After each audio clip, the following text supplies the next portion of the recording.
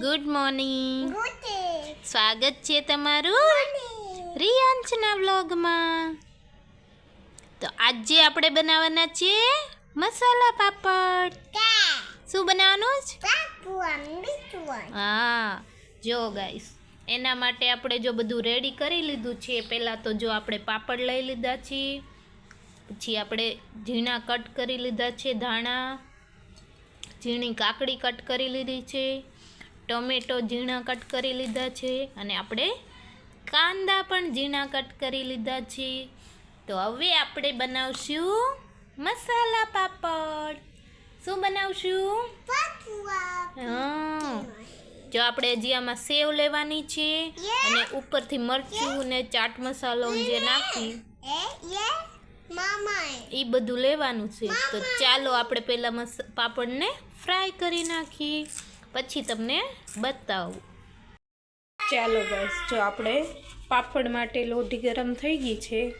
તો હવે આપણે પાપડને જો પહેલાં આવી રીતે તેલ લગાવી દીધું છે, કેમ કે ઝાઝું તેલ પણ ના સારું લાગે, એટલે આપણે બ્રશથી થોડુંક અમથું તેલ લગાવી દીધું છે. જો આપણે 3 બનાવવા છે તે બધામાં થોડુંક થોડુંક તેલ લગાવી, કેમ કે ઝાઝું તેલ હોય તો ના મજા આવે, એટલા માટે આપણે થોડુંક જ લગાવ્યું છે. પાપડ તો આમ તો આપણા બધાની ફેવરેટ હોય, કેમ કે આપણે રેસ્ટોરન્ટમાં જતા હોય એટલે આપણે પહેલાં જ પાપડ મસાલા પાપડ જ મંગાવીએ. એટલે આપણે આજે પણ પાપડ બનાવી છે, મસાલા પાપડ. ને આને એકદમ આમ સ્ટ્રેટ રાખવાના, એટલે એમાં મસાલો લગાવવાની મજા આવે. તો એ આમાં થોડા કોલા થઈ જાય એવું લાગે તો કપડું રાખીને પણ શેકી શકાય.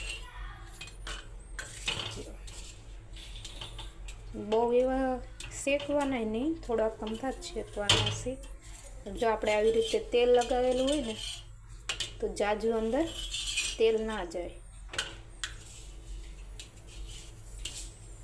આવી રીતે આપણે શેકી લેવાના.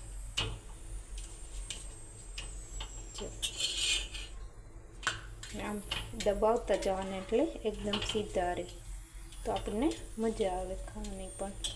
આને તમે 4 કટ કરી અને પછી પણ શેકી શકો.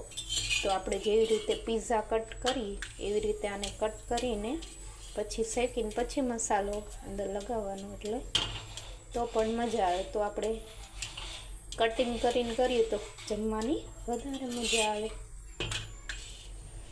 ચાલો, જો આપણું મસાલા પાપડ એક તો શેકાઈ ગયું છે, આવી રીતે શેકી નાખવાના. તમે તેલ વિના પણ શેકી શકો અને પૂરીની જેમ ફ્રાય પણ કરી શકો. અમને તો આજ મજા આવે એટલે અમે આવી રીતે શેકીએ છીએ. ચાલો, આપણે એક શેકાઈ ગયું છે, હવે આપણે બીજું શેકી લઈશું.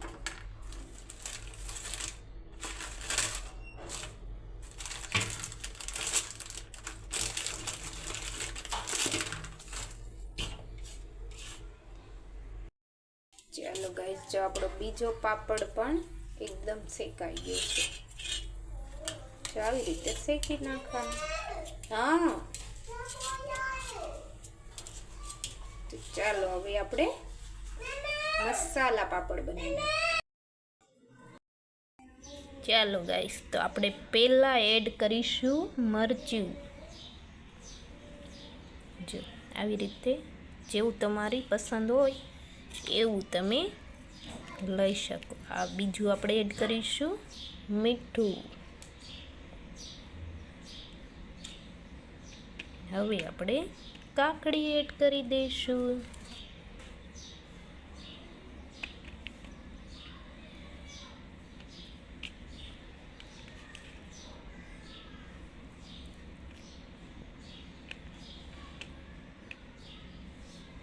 જેવી તમારી પસંદ હોય તેવું તમે એડ કરી શકો.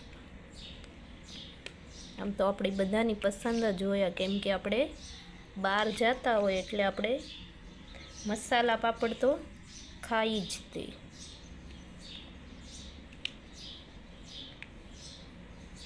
ચાલો ગાઈસ, 2 વસ્તુ થઈ ગઈ. હવે આપણે નાખીશું કાંદા.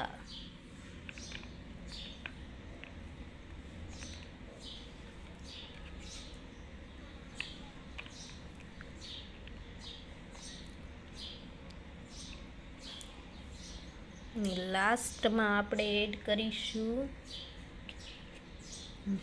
ફરીવાર મરચું પાવડર.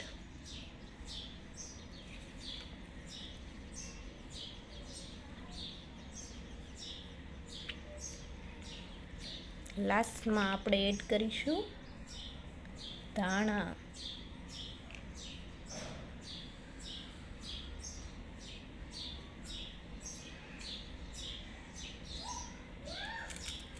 ચાલો ગાઈસ, જો આપણો એકદમ ટેસ્ટી એવું મસાલા પાપડ રેડી છે. હવે આપણે એડ કરી દઈશું સેવ.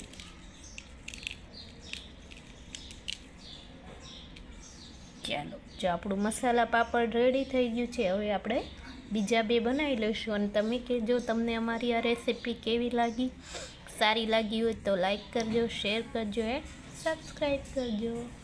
Bye bye.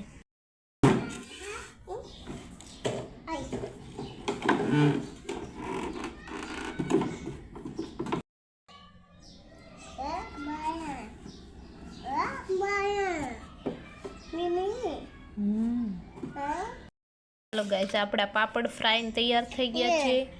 અને આપણે જો એમાં નાખવા સેવ લીધી છે, પછી આપણે કાંદા, ધાણા, કાકડી, ટમેટા અને લીંબુ લીધું છે. લાસ્ટમાં આપણે મરચું અને મીઠું લીધું છે. તો જો આપણો એક મસાલા પાપડ અહીંયા રેડી થઈ ગયો છે, તૈયાર. તો ચાલો બધા મસાલા પાપડ ખાવા.